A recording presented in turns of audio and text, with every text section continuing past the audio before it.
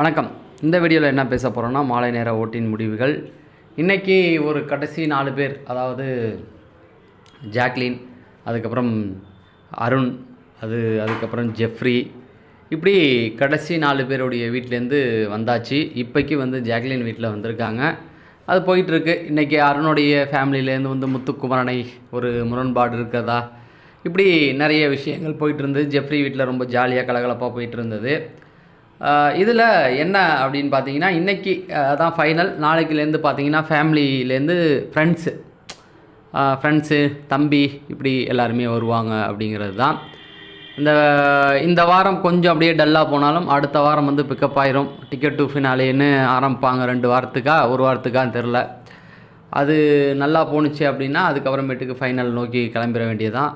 ஆமாம், இந்த வாரம் ஒன்று நெருங்கிரும். அடுத்தது 7 நாள் டிக்கெட் டு ஃபினாலே, அடுத்தது ஃபைனல். அதை தான் கரெக்டாக கொண்டு வந்துடுவாங்க. எப்படியோ கப்பல் கீழே விழாமல் வந்துடுச்சு கரையை நோக்கி அப்படின்னு சொல்லலாம். ஃபஸ்ட்டு இடத்துல ஜாக்லின் 93,000 ஓட்டுகள் வாங்கியிருக்காங்க. 93,349. பர்சன்டேஜ் வைஸ் பார்த்தீங்கன்னா 19.25 ஓட்டுகள், 25% வாங்கியிருக்காங்க. முதலிடம் இந்த வாரம் ஃபுல்லாகவே ஜாக்லின் தான் ஃபஸ்ட் இடம் அப்படிங்கிறேன். இந்த வீக்குக்கு அப்புறம் அடுத்த வாரம் நடக்க போகிறத வச்சு தான் ஃபைனல். இந்த டிக்கெட் டு ஃபினாலில் எப்படி டஃப் கொடுக்குறாங்க அப்படிங்கிறத நம்ம பார்க்கணும்.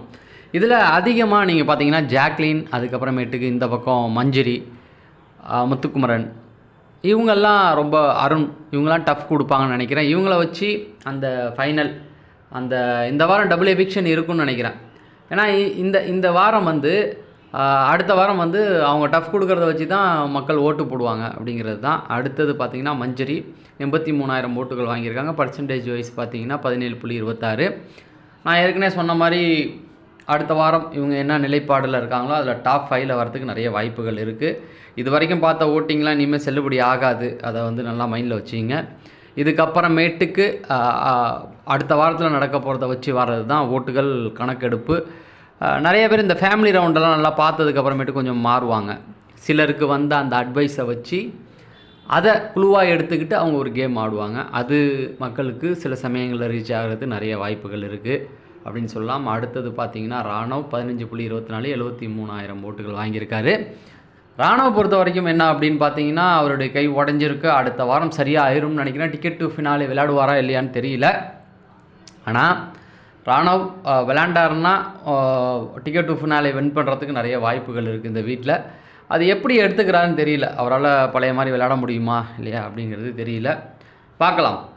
அடுத்தது பார்த்திங்கன்னா பவித்ரா வாங்கியிருக்க ஓட்டுகளுடைய சதவீதம் 13.13, 63,059 ஓட்டுகள் வாங்கியிருக்காங்க அப்படிங்கிறது நல்லாவே தெரியுது. நான் ஒரு விஷயம் சொல்கிறேன், நீங்கள் கணிச்சு பாருங்கள். இது நடக்கிறதுக்கு நிறைய வாய்ப்புகள் இருக்குது. அதை கடைசியாக சொல்கிறேன். அடுத்து விஷால் கீழே இறங்கிட்டார். பவித்ரா நேற்று பின்னாடி இருந்தாங்க, விஷால் முன்னாடி இருந்தார் 4வது இடத்துல. இப்போ விஷாலுடைய அந்த ஓட்டுகள் கம்மியாயிடுச்சு அப்படின்னு சொல்லலாம். 12.93 ஓட்டுகளோட எண்ணிக்கை 62,610. அதான் நேற்று இந்த ஃபேமிலி வந்தோடனே கொஞ்சம் ஓட்டுகள் ஏறிச்சு, அதுக்கப்புறம் அப்படியே இறங்கிருச்சு. இன்றைக்கி யாரோ சொல்லிகிட்டு இருந்தாங்க, விஷால் எப்போவுமே சேஃப் கேம் தான் ஆடுறாரு அப்படின்னு. ஜெஃப்ரியோ யாரோ சொல்லிகிட்டு இருந்தாங்க, ஜெஃப்ரி வீட்லேயோ யார் வீட்லேயோ. அடுத்தது பார்த்திங்கன்னா ஜெஃப்ரி 11.66, 56,254 ஓட்டுகள். இன்றைக்கி அவங்க வீட்டிலேருந்து வந்திருக்காங்க. அதை எப்படி எடுத்துக்க போகிறாங்கன்னு தெரியல. அன்ஷிதா 10.6, 51,000 ஓட்டுகள், 393 ஓட்டுகள் வாங்கி கடைசி இடத்துல இருக்காங்க. இப்போ நீங்கள் நல்லா பாருங்களேன், பொங்கலுக்கு 2 வாரம் இருக்குது. அடுத்தது இதுக்கு 1 வாரம் இருக்குது. மொத்தம் 3 வாரம். ஆனால் 12 பேர் இருக்காங்க. 5 பேரை வெளியேற்றியே ஆகணும். 5 பேர் தான் இருக்கணும். 5 பேர் எக்ஸ்ட்ராவே இருக்காங்க. இந்த வாரம் 1, அடுத்த வாரம் 1 அப்படின்னு வச்சுக்கிட்டா கூட அடுத்தது ஃபைனல் வீக் வரும். 2 பேர் கனெக்ட் பண்ணிக்கிட்டிங்கன்னா கூட 10 பேர் எக்ஸ்ட்ரா இருக்காங்க. அப்படின்னா 10 பேரில் 5 பேர் டாப் 5ல் இருப்பாங்களா, அவங்கள விட்டுக்கிட்டிங்கன்னா கூட அடுத்து பார்த்தீங்கன்னா இது ஒரு 3 பேர் எக்ஸ்ட்ரா இருப்பாங்க. 3-4 பேர் எக்ஸ்ட்ரா இருக்காங்க. அதனால் இந்த வாரம் டபுள் எவிக்ஷன், இந்த வாரமும் அடுத்த வாரமும் டபுள் எவிக்ஷன் நடந்தால் தான், அதுவே கொஞ்சம் ஜாஸ்தி தான். இந்த வாரம் 2, அடுத்த வாரம் 2, அதுக்கு அடுத்த வாரம் பார்த்திங்கன்னா ஏதாவது மிட் வீக்கில் அப்படி வச்சு ஏதாவது அனுப்புறதுக்கு வாய்ப்பு இருக்குது. அதனால் சொல்ல முடியாது. இந்த வாரம் 3 பேரை வெளில அனுப்புனாலும் அனுப்புவாங்க. அப்படி பார்த்திங்கன்னா அன்ஷிதா கன்ஃபார்ம் அப்படிங்கிறது தெரிஞ்சு போச்சு. ஜெஃப்ரி இவரும் கன்ஃபார்ம். இவங்க 2 பேருமே வந்து கன்ஃபார்மாக வெளில போகிறாங்க. விஷாலை அனுப்புவாங்களான்னு தெரியல. ஆனால் பவித்ரா மேலே கை வைக்கிறதுக்கும் வாய்ப்பு இருக்குது. தெரியல, இந்த வாரம் வந்து தொடர்ந்து இந்த பேட்டர்ன் படி தான் போக வாய்ப்பு இருக்குது அப்படிங்கிறது தான். சரி, நம்ம நாளைக்கு வீடியோவில் சந்திப்போம். நன்றி, வணக்கம்.